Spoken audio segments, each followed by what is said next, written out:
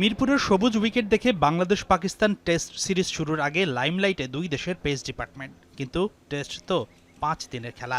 তৃতীয় দিন থেকেই হয়তো সবুজ ঘাসের নিচ থেকে উকি দিবে মিরপুরের কালো মাটি।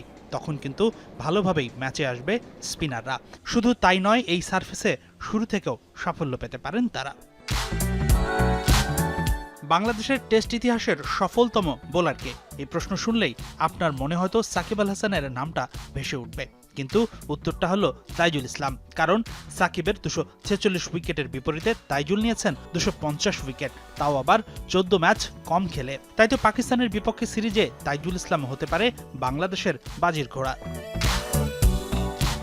মিরপুরে সবশেষ খেলা টেস্টে আইরিশদের বিপক্ষে 8 উইকেট নিয়েছিলেন নাটোরের এই স্পিনার। শুধু তাই নয়, গত 3 বছরে দেশের সেরা বোলার তাইজুল।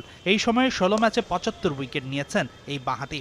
18 ম্যাচে 62 উইকেট নিয়ে দ্বিতীয় সেরা বোলার মেহেদী হাসান মিরাজ, আর পরের 3 অবস্থানে 3 পেসার হাসান মাহমুদ, নাহিদ রানা ও তাসকিন আহমেদ।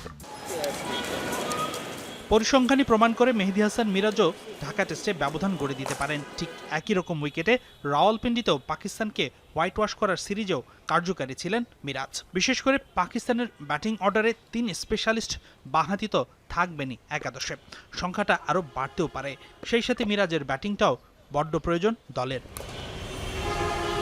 এদিকে পাকিস্তানের ডেরাতেও আছে আলোচনার বাইরে থাকা এক স্পিনার। তিনি হলেন বাঁহাতি নোমান আলী। 39 বছর বয়সী এই ক্রিকেটারের টেস্ট অভিষেক হয় 2021 সালে। এরপর খেলা 21 টেস্টে 97 উইকেট নিয়েছেন নোমান। সবশেষ দক্ষিণ আফ্রিকার বিপক্ষে খেলা 2 ম্যাচের সিরিজেও নিয়েছেন 14 উইকেট। তাই তো মিরপুর টেস্টে নোমান, মিরাজ, তাইজুলরাও কিন্তু পাল্টে দিতে পারে সব হিসেব নিকেশ। হাসানুর রহমান, যমুনা স্পোর্টস, ঢাকা।